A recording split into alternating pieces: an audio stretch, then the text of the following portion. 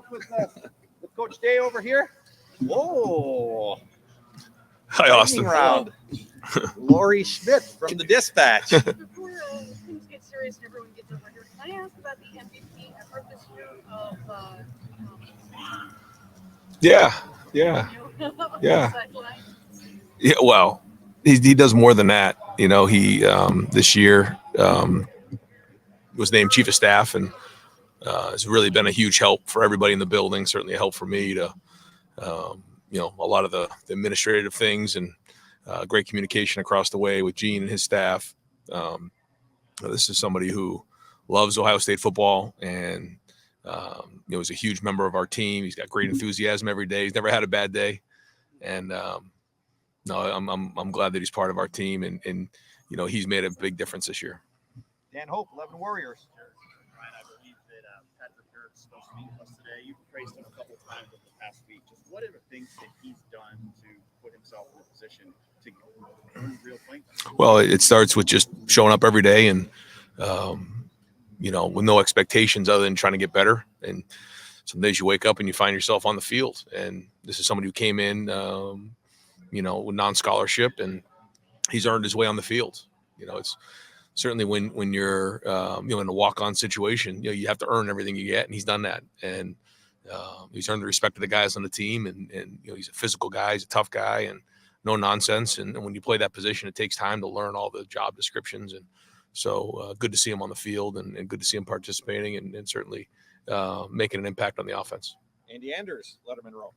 We were talking about to Coach Knowles yesterday about Jack Sawyer a little bit. He mentioned just the work he's put in. I mean, Jack's really been one of the most consistent producers in terms of tackles on the defensive line, run defense. Just what have you seen from him behind the scenes this year?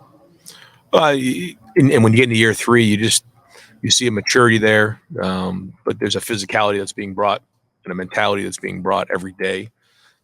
This is an Ohio guy who understands what it means to be a Buckeye. I think he was the first guy that committed in that class. I think he might have been the first recruit that committed to me in that class, in the first class, full class. And, he knows what it means, and he knows what this place, how special it is. And he embodies everything that this program's about. And, you just see that on a daily basis, and his attitude every day when he comes in, he works hard. He's a, hard hat kind of guy. And you're seeing him play that way.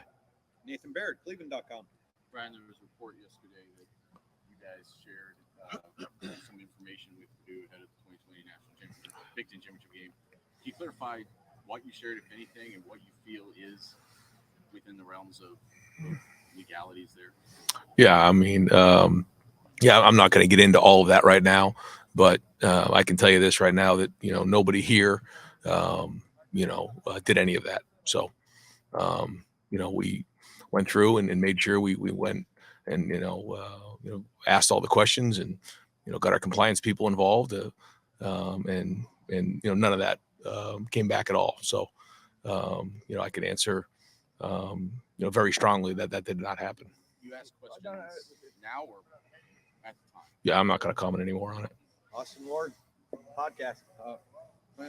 People say, I'm not asking you to talk about the matter itself, but why don't college football coaches just change their signals? Like, how can you, isn't it easy, just to mix it up, that people are stealing it?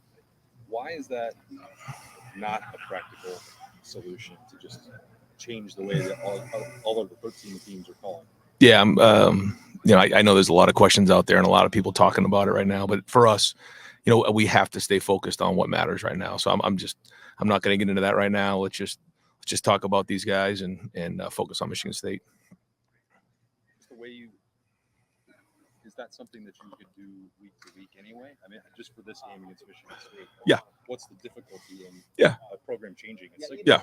Well, just, anytime you're doing that, you have to figure out how you're going to communicate, right? And that's really what it comes down to. And there's different ways to communicate, and whether it's a different language or a different sign or something like that. I mean, that's part of the game.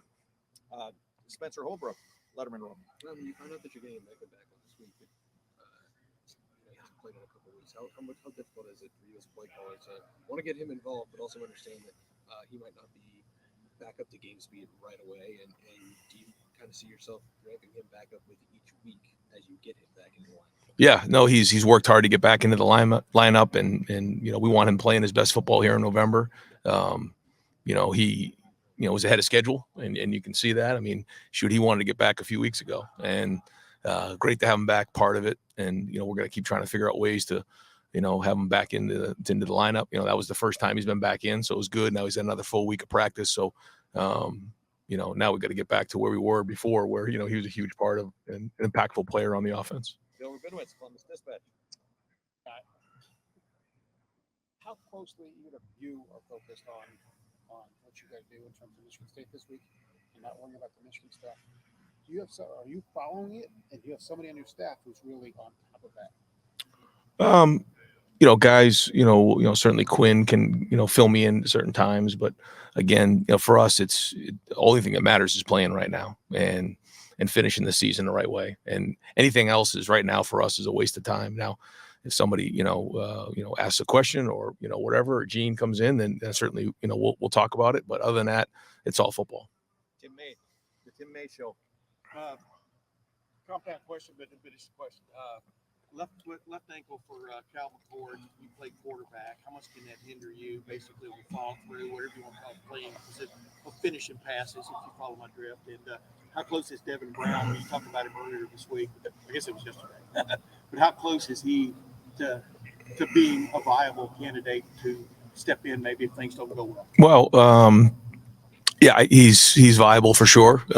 He's close to getting back to 100%, but he's had a full week of practice here, so that's been great. And we're going to need him here down the stretch. You just never know exactly how it's all going to shake out. So the more guys who get back, the better we're going to be. Yeah, and Kyle, how much does that really hinder? I mean, people I think kind of short-shrift it like it's nothing, but it is. Yeah, but he's feeling good now. So, we kind of moved on from that. There was a point there where that was a little bit of an issue, but he's moved on from it. Coach, thank you very much. All right, guys, thanks. Coach, we have a Mecca Abuka at the South 20. Thanks, Coach.